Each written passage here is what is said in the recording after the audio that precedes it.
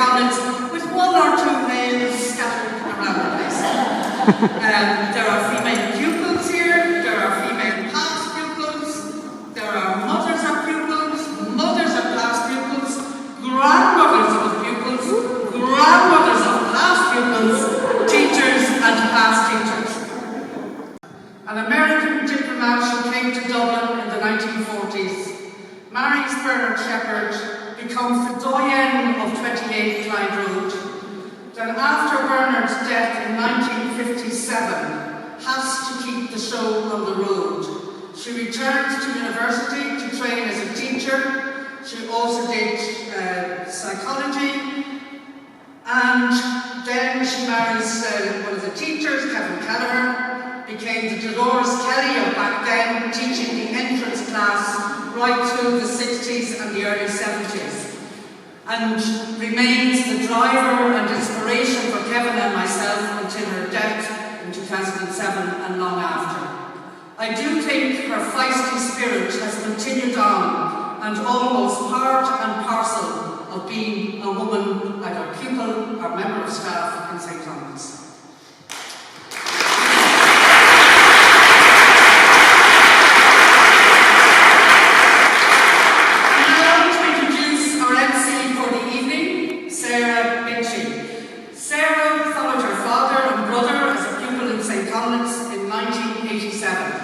She then went on to study English at UCD, followed by an English in Trinity, received a scholarship for young journalists to Paris, worked in journalism before joining RTE as a radio producer, and her name can be heard every Sunday morning on Sunday Miscellany. She has written short stories and documentaries for television and won awards, but I think her first published piece was for our 50th anniversary annual in 1989. So just when she left school, which you can read on the board over there. I should add that I was taught by her Aunt Maeve, who was indeed a very influential person in my adolescent life. She taught me French, Latin, history, religion for over 6 years. Thank you, Sarah, and thank you, Elizabeth, Grania, Laura, Helen, Catherine, and Emily. It's over to you now, Sarah, and you have a treat in store.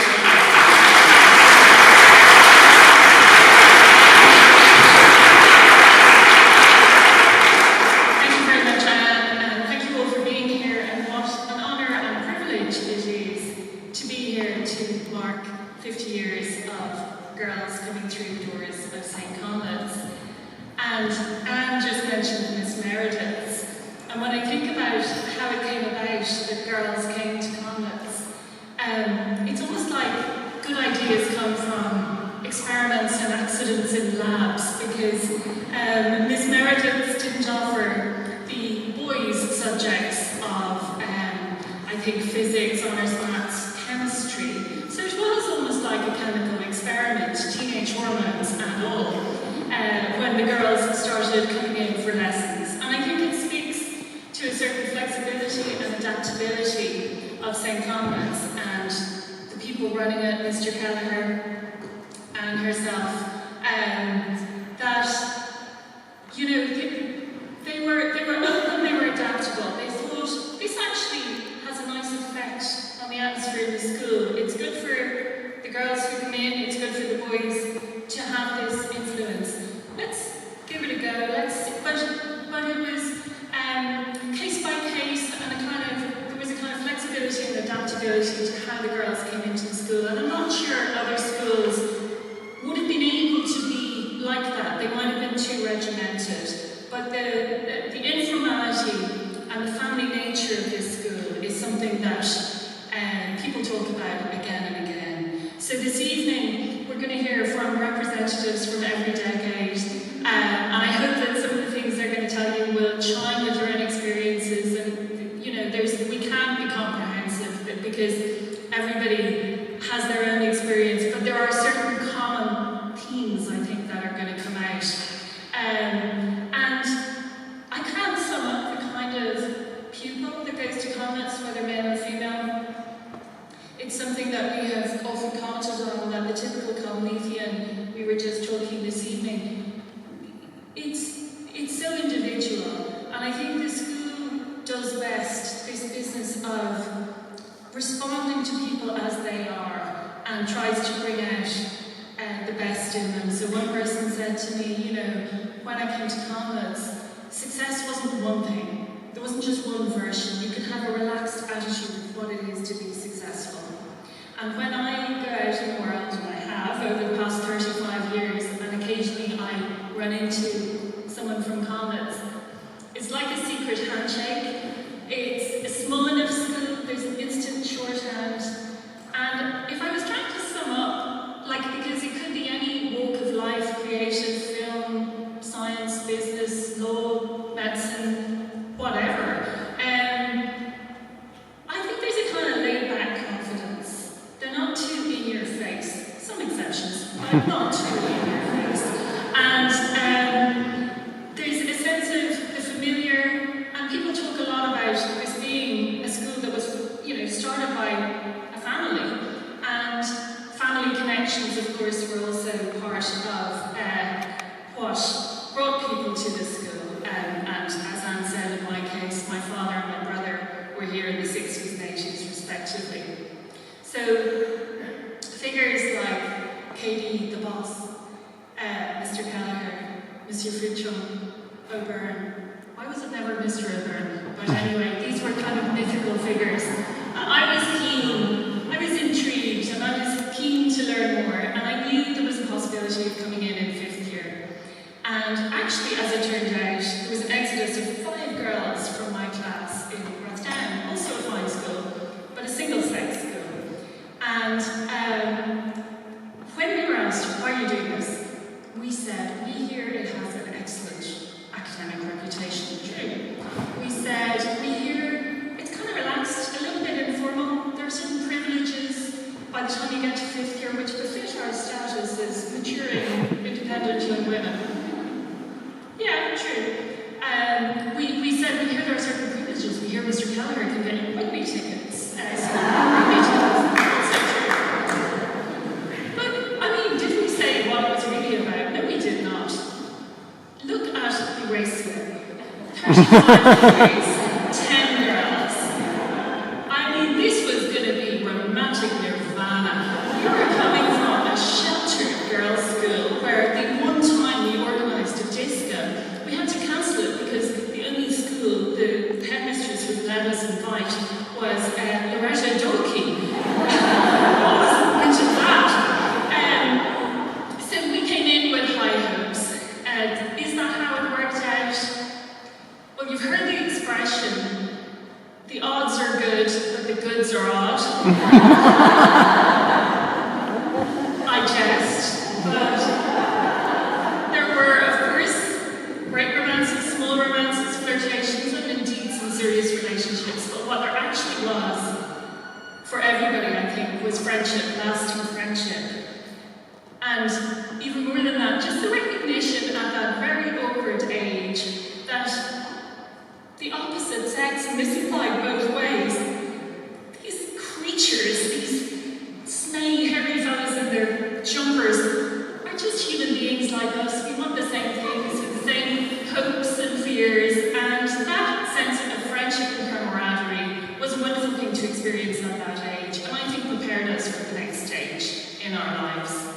So, when I was here, all those years ago, looking at the corridors and the photos in the corridors, I used to see the picture of my dad from 1964 with his graduating class, and then the classes got a bit bigger, and then in the 70s, oh my goodness, the first girl. And I seem to recall it might have been Anne's cousin Lorda in a frilly dress in the graduation photograph. She was like a pioneer in the Wild West. How did she cope? And then there were, you know, the years went on, and the number of girls got bigger. And so what we're going to hear now is how this experiment evolved over the past 50 years, decade by decade. And I'd like to invite Elizabeth Aylmer up to talk now. And Elizabeth, after school, had 3 callings: law, catering, and motherhood. So a very well-rounded Conlethian. Please give a warm welcome to Elizabeth Aylmer.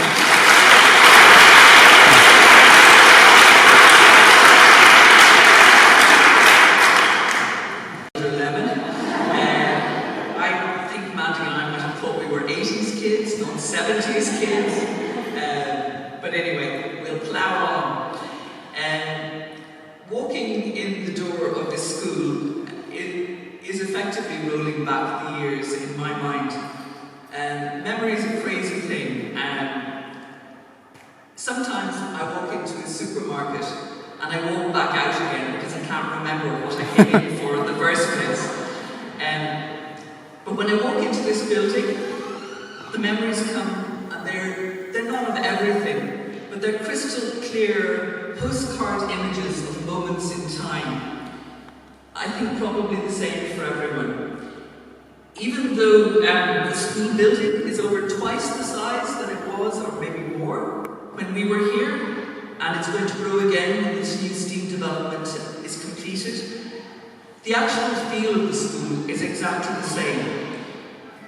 Mandy and I came in 1975, actually. All our brothers went to the school, and the first year we came, we studied Irish with the butt, Mr. Golding, and English. And then for 4th, 5th, and 6th year, we were full-time students. I remember Mr. Kelleher. Well, actually, I remember the first interview with Mr. Kelleher, and that was in the dining room upstairs. And that room has not changed one single jot. We were in doing meetings for this night, and it really is just the same.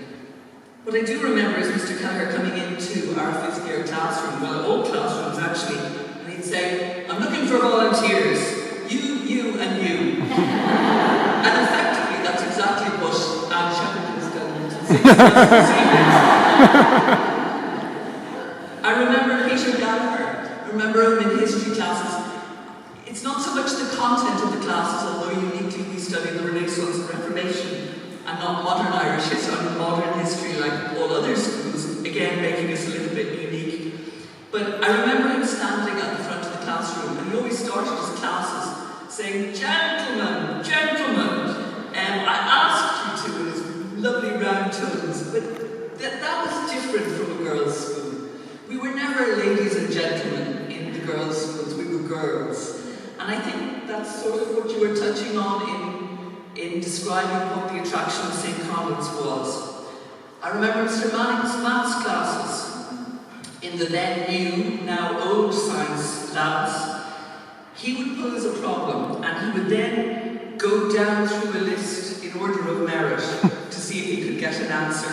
And I can still remember the order: Nugent, Nestor, Stafford Johnson. And the thrill if you got something right at the end of that was immense. I was at the very bottom of the class. I think wasn't thrown out to pass simply because I was a girl. Mandy was great at maths, and in fact she went on to study computer science at Trinity, and that year it was the first year of that degree. I remember our 4th year English teacher, who since became a barrister, Richard Keane. But I have a really clear memory of the day of the classroom, of everything in that room, when Richard Keane read out Seamus Heaney's poem, Midterm Break, which Heaney wrote about the death of his 4-year-old brother, and the last line was a 4-foot box, a foot for every year. But every time I hear the name Seamus Heaney, irrespective of what it's about, that's the image which comes into my head, because it's the first time I really encountered Seamus Heaney. I remember the privileges of being a girl in St. Conlet's, and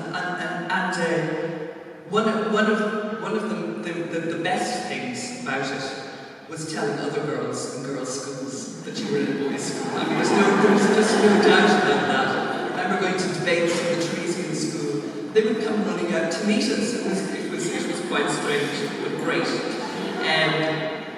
But one of the main privileges we got was in the canteen. The boss would come along and he would throw out ice pops to all the boys, just dessert.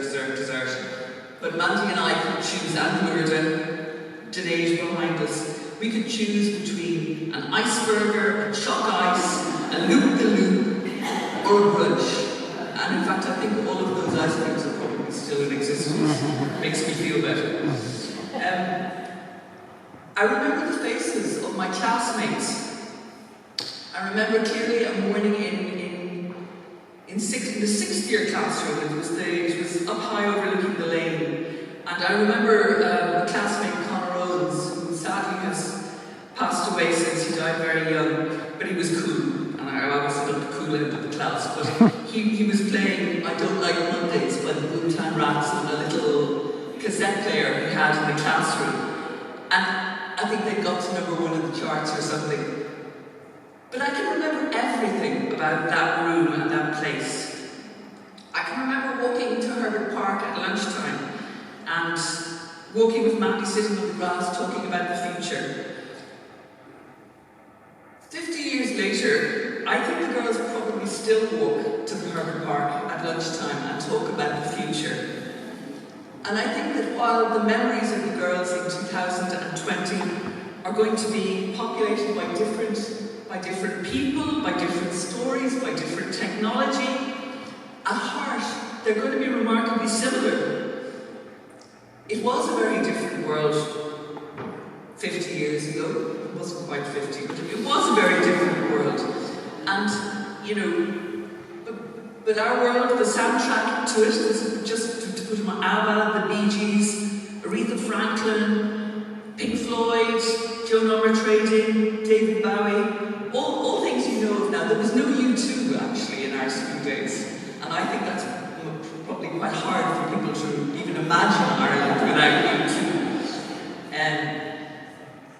Throughout our school days, the storyline was the North of Ireland and the Troubles.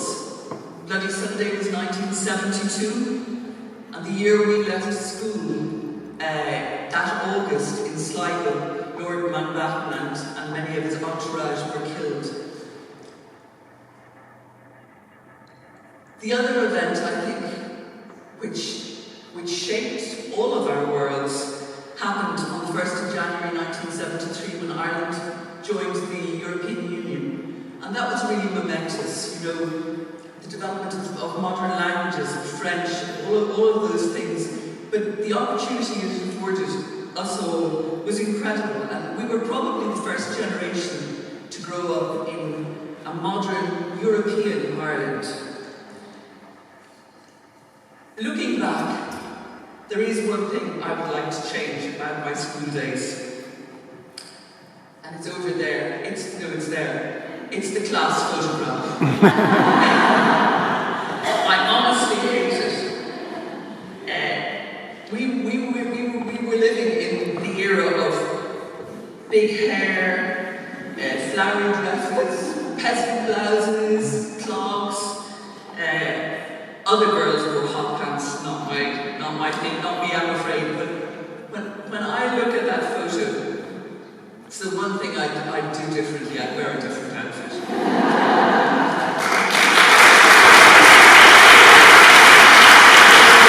Give us a flavour of the 80s, and Grania graduated in 86, and she's pursued a career in medicine, and she has 2 kids here in the school. Come on up, Grania.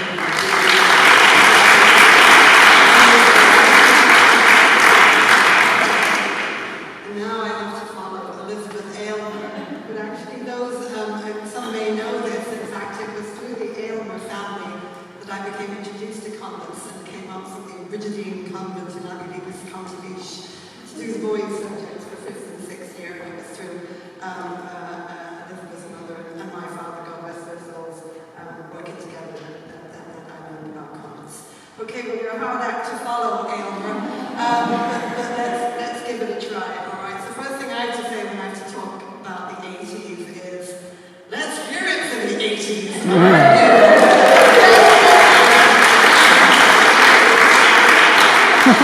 Let's start with the 80s, all right? So that's what springs to mind.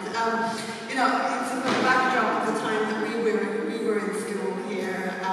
So thanks, Marianne, for the background for you. I know you contributed here, but you did.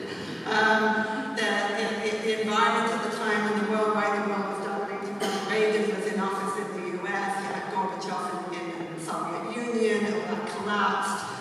Communist rule in Eastern Europe collapsed at the time. Closer to home, it was the time of Garrett Fitzgerald and Margaret Thatcher reflected on what was it doing in the mid-80s. I think the two most poignant TV moments for me that some of them may remember from the 1980s when I was in school between 84 and 86 in school in Conlethian.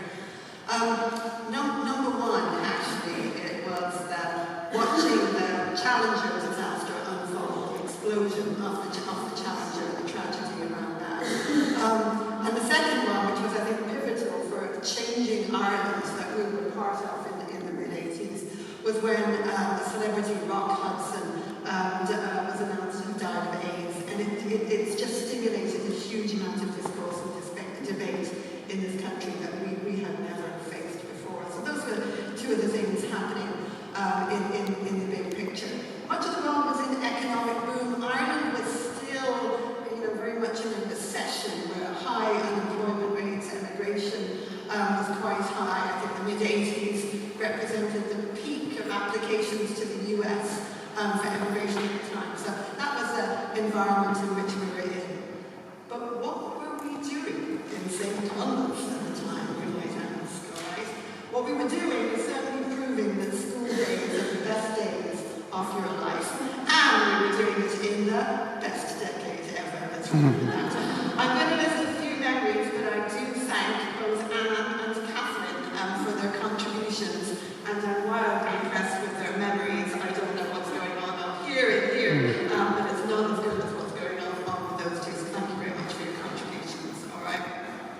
Too many to this, but I think, the things that sprung to our mind as memories from that time were just all around sort of self-made fun in an era of no mobile phones, no personal computers. If you left school at 3 o'clock and you said, I'll see you in Madigan's at 8, the next contact you had, and Madigan's 8 is now what the Moorhampton Inn, I'll see you in Madigan's at 8. You just see people in Madigan's at 8, right? There was no further debate moving around mobile connections and everything. That's how we operated. But it was also on the backdrop of a great focus on learning in St. Conlethian. I brought, and I love that Anne did the same thing, I actually won't get to see it, but maybe you want to look at it later, but I brought the kind of the informal class photograph from 1986 of my class. But I think it stimulated a memory for us all, because shortly after this was taken, the characters in the back just all decided to push forward, and the whole lot of us toppled forward off the steps of 28 and that was also captured on camera. The other thing that the picture exhibits is what we were wearing at the time. Okay, all right. We had no uniforms, and I distinctly remember at my interview with Mr. Kelleher in said front row, similarly, Mr. Kelleher telling my mother that the girls were required to wear matching skirts and cardigans, right? And my duly compliant mother, much to my chagrin, furnished me with a delightful straight grey skirt and grey cardigan that I wore, I think, entirely all the way through 5th year, somewhat reluctantly. And you'll see some great examples in this picture, right? We've got Therese and Catherine over there, Anne and Jenny in the front row, and they're in the skirts and cardigan brigade, right? And Anne, as I look at you there, that skirt was blue, and that cardigan was blue and pink and black, and all those colours are back in. You can rock up in that again. So the skirt and cardigan brigade. But you'll also notice there's Lisa and I standing in the second row, and we've rebelled at this point, and we're wearing this. We used to wear these large, big, baggy jumpers over flowing skirts, and then these huge white, huge leather belts, wide leather belts, tied around our hips bizarrely for some reason. That was the fashion at the time. The other memory similarly is the tuck shop and Mr. Kelleher and how he would serve the girls first. Ladies to the front, he would say, right? He kept the best ice creams for us. Our particular favourites actually were Wibbly Wobbly Wonders, weren't they, Catherine? Yeah, the Wibbly Wobbly Wonders. And we did like delicious fish finger Friday. As we sat in Mr. Quinlan's Irish class, wherever the school was configured, and certainly not as now, we could see across into Mr. McLean's other Irish class at the same time, watching all the messing that was going on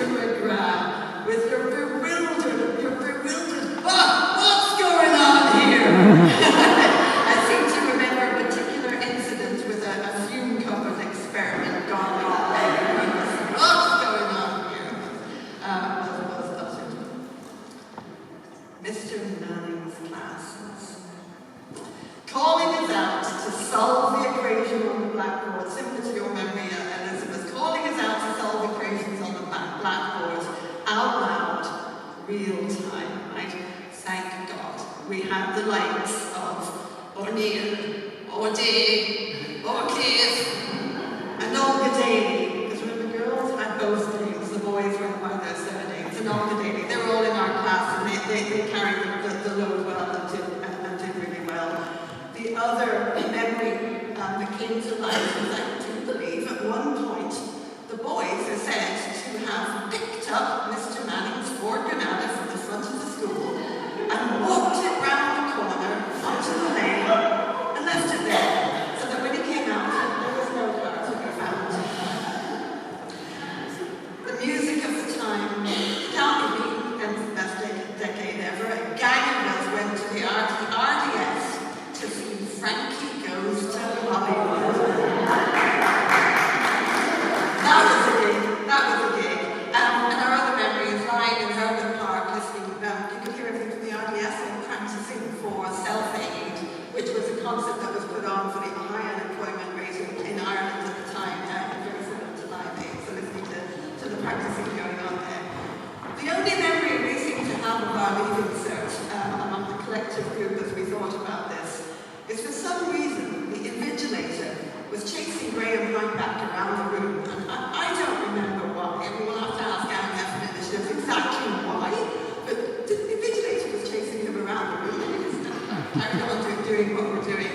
And that same invigilator almost drove off from the front gate with all our filled out strips on her roof of her car, only for Mr. Kelleher, racing over to say, tell her to come back and not go away with his pupil stuff.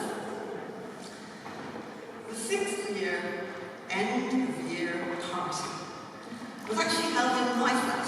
Alright, I lived in the flat at the time.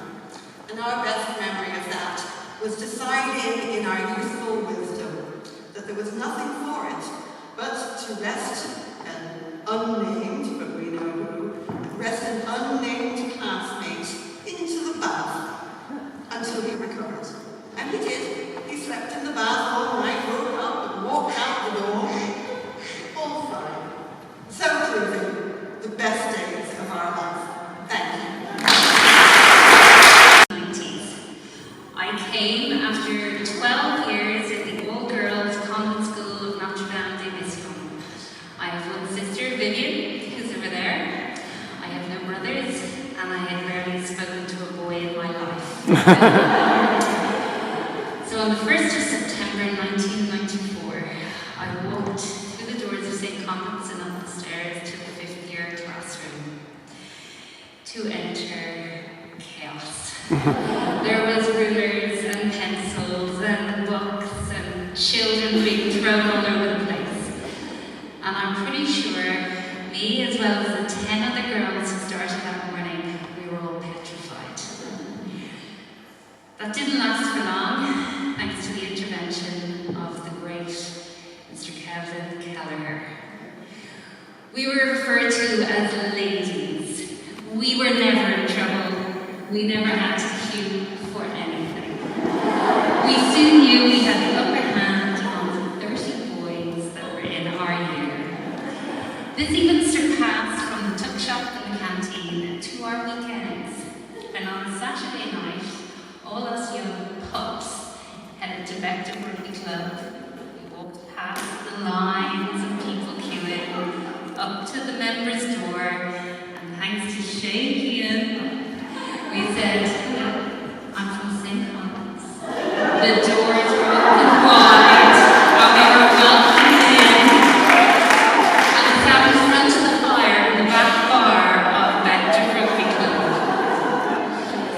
So, I was introduced to rugby in Conlethian.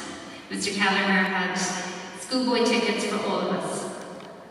I remember when I was about 20, on a Friday afternoon, walking up the steps to the main house, knocking on the door. Hello, Mr. Kelleher. Do you have any tickets for the Ireland-Wales match tomorrow? Oh, Miss Hall, you've left it very late. I have no schoolboy tickets left. The only ticket I have is in the president's box where I'm sitting. That'll do me fine, Mr. Kelleher. So the two of us, on the Saturday, walked up to the match together and had a great day. Have no idea who won, what the scores were.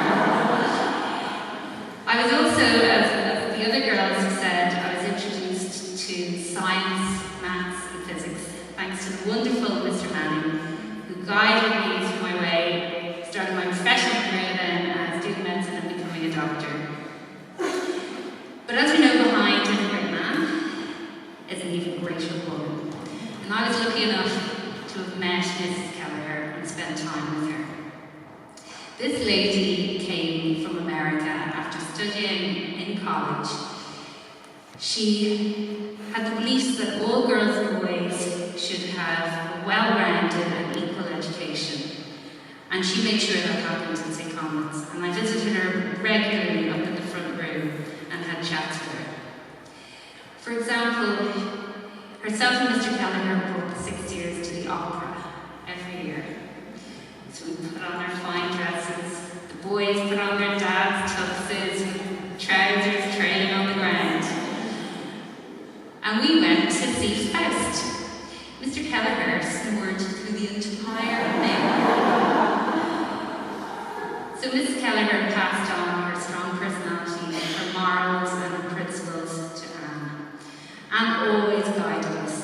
She always watched to see that we were getting equal chances and equal rights. This even followed when we left the school. My first day as a lowly intern in Beaumont Hospital, I was assigned to the great surgeon, Professor Boucher Hayes. And I'm standing among the team, petrified again. Dr. Hall? Yes, Professor. Anne Shepherd tells me you went to St. Conlet's. And I said, yes, I did. Welcome to the team. So that made my professional career so much easier. So not only did they help me with my professional life, they also helped with my personal life. Because on day one, 1st of September, as I'm walking into the school, I meet Ben Mackenzie. And after a whirlwind romance, he whisked me up the aisle 13 years later, along with Anne Shepherd and Kevin Kelleher at our wedding in 2008.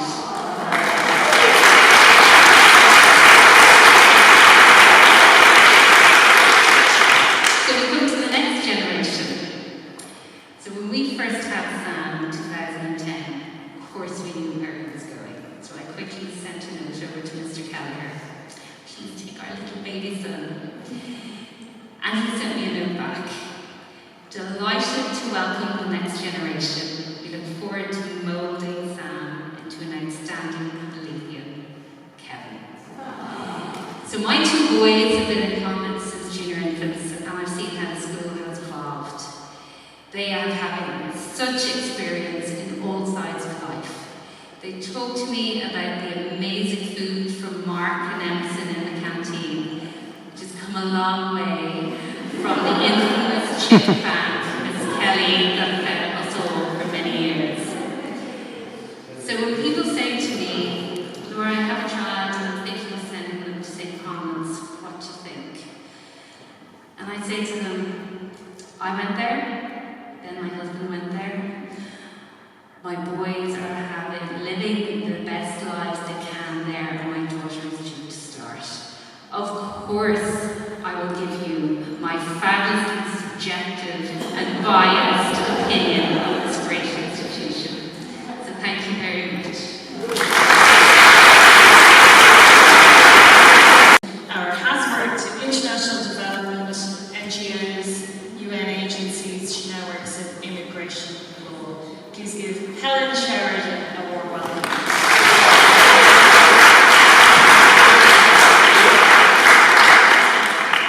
Hi, nice to meet you all. These are all hard acts to follow. I graduated in St. Conlet's in 2002, so just about making it to the 2000 decades and the millennials generation. So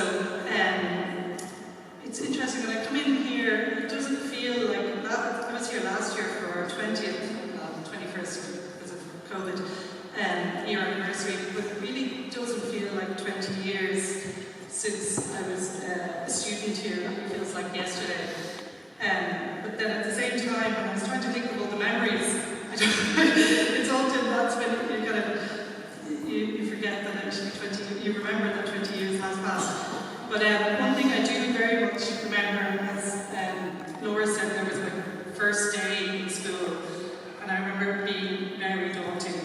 entering a boys' school.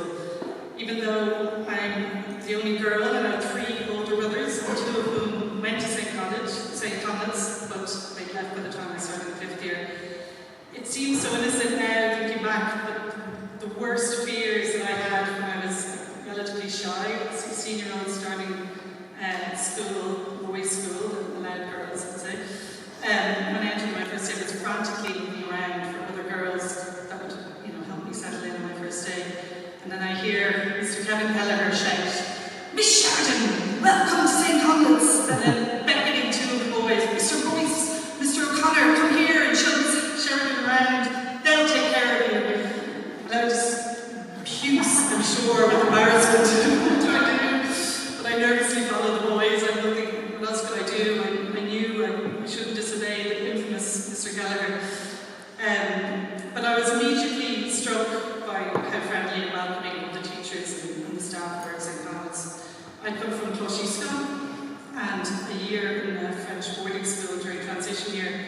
And while I really enjoyed Closhescone, it was very much more kind of focused on academics. And whereas Conlet's, there was very much a sense of joining a family and very much looking at the broader sense of school. And as the other said, I remember Mr. Gallagher running the tuck shop at lunchtime, which he seemed to really enjoy. I'm not sure if he, certainly in our day, enjoyed it. And the younger kids would try to pull one over him on the prices of various items and try to make sure, trying to get burger bites for free. But, well, he said, I'm sure he would say, he saw right through them. His reputation, though, of being quite a strict disciplinarian may have somewhat softened by the time I was there. But then, and it's good to hear that the others all say that he was very less strict on the girls, and that was certainly the case during our days. He was very nice to us, and referring to us as ladies, including the first day where he was very welcoming to me. It was too welcoming. But yeah, there were other teachers, great characters amongst the teachers, many of whom are here tonight. But I remember in particular, Mr. Gloyne and Mr. Rooney, and during my mock exams, I remember Mr. Gloyne was invigilating. I raised my hand to ask for extra paper during the exam, and he just kind of slid up to me and whispered in my ear, he goes, "Yes, Lord, we've launched 1,000 ships." Anyway, never the classicist that he was. But just kind of looking more broadly, I suppose, my time at St. Conlet's was right in the middle of the Celtic Tidying era. So quite an interesting time to be in school. My memory is that as a class, we didn't have a care in the world. Mike explained when he was actually doing arts degree, but I even recall that when I even been Anne Shepherd, or one of the teachers anyway, he had to have a meeting with us, I think it was in 6th year, spoke with us, sat us all down and said, well, she was very happy that we're getting on so well as a class, and perhaps we're having too much of a good time, and we need to take ourselves a little bit too seriously. So that was kind of the domestic scenario between 2000 and 2002. But then some of the main events taking place on the world stage during my time was the 9/11 attack on the World Trade Center, which happened in the first few weeks of 6th year, and I'll never forget it. We were just leaving school, and Mr. Doyle was there announcing to us that it just happened, and we really didn't know what was happening. It was such a shock, such a surprise, and it would have obviously huge repercussions globally. On a more positive note, there was also Elizabeth spoke about the introduction of, or the joining the EU. Well, in January 2002, we joined the Euro, and that was very positive, I would say. Event that happened during my time in Conlet's. But yeah, all in all, I had a very enjoyable experience in Conlet's and made lifelong friends here, some of whom are here today. And I think it's a real testament to the school that events such as these can be organised within a matter of months by past pupils, teachers, parents, and current students. Such is the fondness many people have for the school, which I think is probably quite unique. I haven't heard other people speak so fondly of other schools that I have about Conlet's. And I'm really delighted that the school is fully mixed now, right the way through. My brother teaches here, and he teaches 5th class, and I think they're almost 50-50 in some of the years, which is great to see.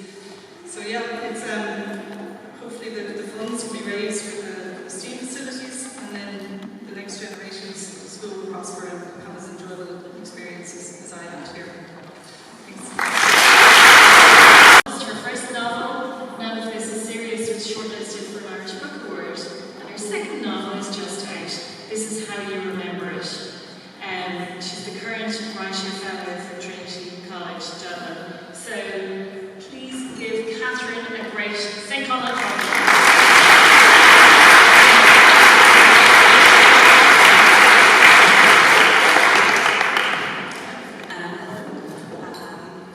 So the 2010s have kind of only just ended, right? But already they kind of feel like a lifetime ago. And maybe that's just getting older. Maybe it's a global pandemic. Maybe it is the fact that we've seen a great culture shift with the internet. And 10 years ago feels like 100 years ago, at least in the lifespan of a meme.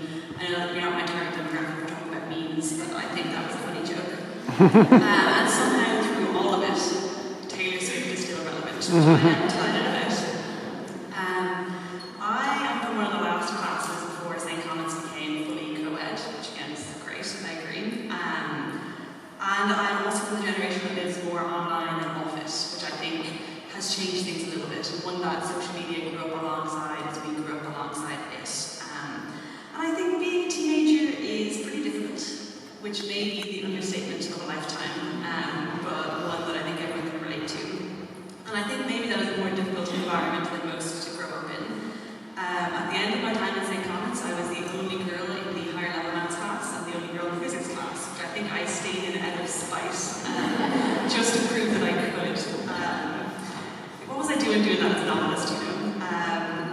I remember my first day in St. Conlet's. The smell of the boys' body spray, the chats that the girls had that the boys overheard and we didn't know that they could overhear. I could paint you a picture in kind of fractured memories and significant objects. The drama of the walks to lunch, were you going to Baggy Street? Were you going to Donnybrook? You know, which one? The parties that I was and was not invited to, the long bus rides to basketball matches with Mr. Lapis, Ross Carville being sent up and down the stairs by Mr. Trenier looking for either a glass hammer or a long wait. We got a lot of mileage out of that one. The perfume in the girls' bathroom, the Facebook posts, the Facebook arguments, the Facebook post wars, or code wars rather. I think all of it did have this added dimension due to the internet, which may be the biggest change in the 2010s. The Facebook group chats, the ease of sharing photos, information pinging at lightning speed, relationships forming and dissolving in a night online, falling apart in the digital sphere. But ultimately, those are not the things that I remember most from St. Conlet's, and those are not the things that I carry forward with me in life. I feel like the first time that my creative writing was taken seriously was in Mr. Gallagher's English class. I always felt that I was writing for myself, and I always say that I had big ideas that I couldn't quite put down on the page, and didn't make any sense and weren't very good. I was fundamentally unconcerned with writing prompts or getting an A1 in Leaving Cert English. In fact, defying those things, I think I found a personal challenge. You know, I was going to write something that defied the prompt regardless. And that was an attitude, I think, that is only welcome in St. Conlet's, and only appreciated here. When I look back at my time in St. Conlet's and the attitudes that they encouraged and the person that I was able to become while I was here, and I look back at who I was a teenager, I see all of the things that I didn't know that I was going to become. I saw all of the things that I kind of thought that I was going to leave behind, that I wasn't going to bring with me. But I think the teachers here saw had some kind of value, right? And so I think the last 10 years of my life have been a journey back to who I was as a teenager and didn't realize what was actually significant. So when you're a teenager, you're kind of embarrassing, you kind of cringe, you kind of want to move on, but ultimately you can see who you are. And I think this was a great environment to grow alongside, because for the first time in my life I felt that I was able to actually plant those seeds myself, to try things out, to figure out who I was going to be, and I was going to be encouraged as an individual. And that, I think, is what this school offers the most, and the thing that I needed at that time. And when I think about St. Conlet's and I think about going to school here, that's what I remember most. So, thank you.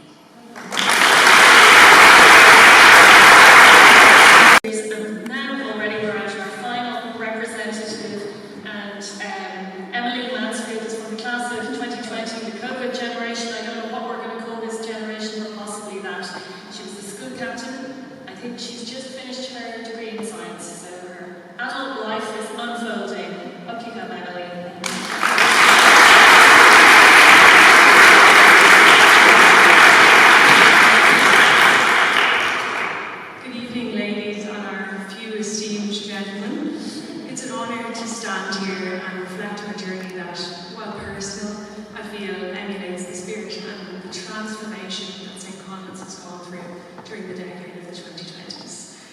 When I first walked through the doors of St. Conlethian, which I feel is a phrase we've repeated a lot tonight, we all seem to remember our first impression days.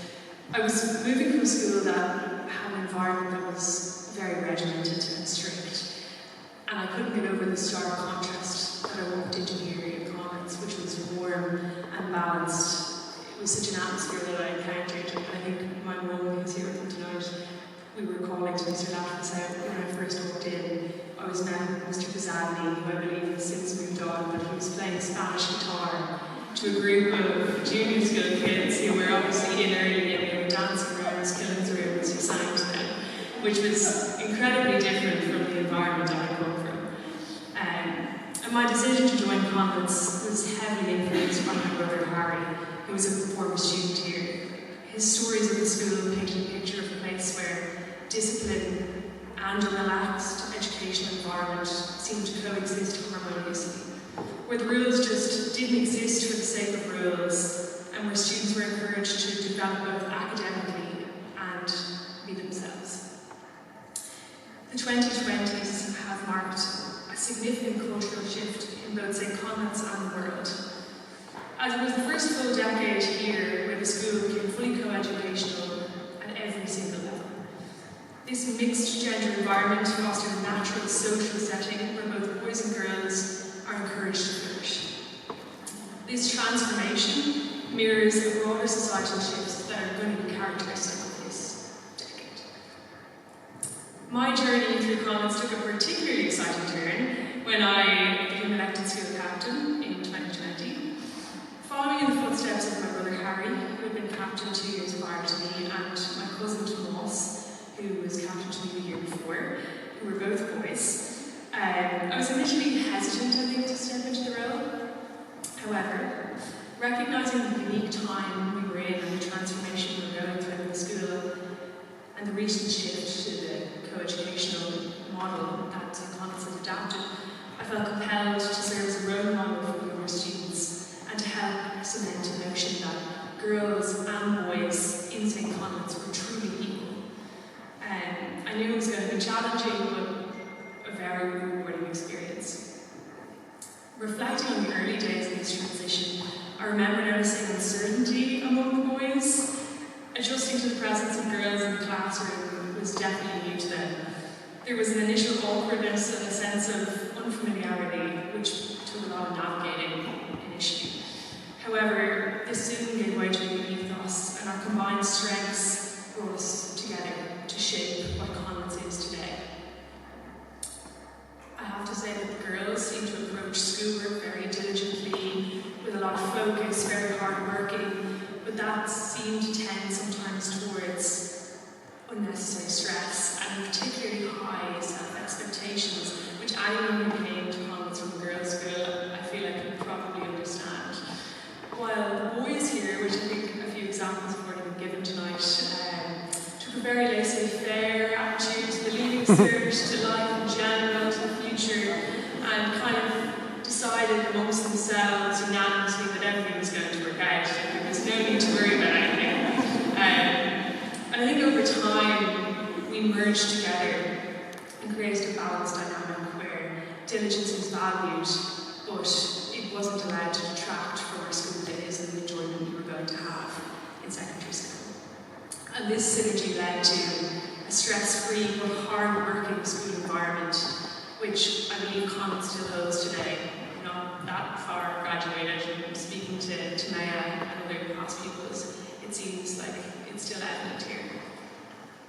As my time at St. Conlethian progressed, I became increasingly aware that the management of this historically all-boys school is adeptly handled by female leaders. And I know there's been a huge amount of reflection tonight on the infamous Kevin Callagher. It's so lovely to hear such fond memories, and I feel like a lot of people here today remember the era of Kevin Callagher at St. Conlethian, but my Conlethian and my era in the school was led by formidable women such as Anne Shepherd, Dolores Kelly, Angelina Hopkins, Caroline Killen, Anne Fowler, who's not here tonight.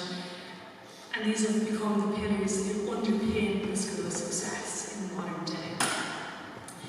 Although Conlethian has only recently transitioned to a co-educational model, there actively working to integrate female students, but it's become clear that the true backbone of this community is formidable women. They epitomise the global advancements of the 2020s without bringing too much attention to their gender, and they foster an environment that not only encourage academic excellence, but also nurture resilience and tolerance. This atmosphere encourages us as a generation to face things with courage and demonstrates that authenticity is a profound form of strength. Growing up in the era of the 2020s and attending St. Conlethian has profoundly shaped my own values, and I know similarly that of my peers. As we stand on the threshold of a new era, I'm filled with pride and optimism for the future that St. Conlethian holds, as this institution has skillfully managed to balance nurturing strong, independent individuals, irrespective of their gender. So as I look forward to the future, I'm excited to see where St. Conlethian will continue to evolve and adapt and remain a beacon of progressive education and equality. And I'm just so proud to be part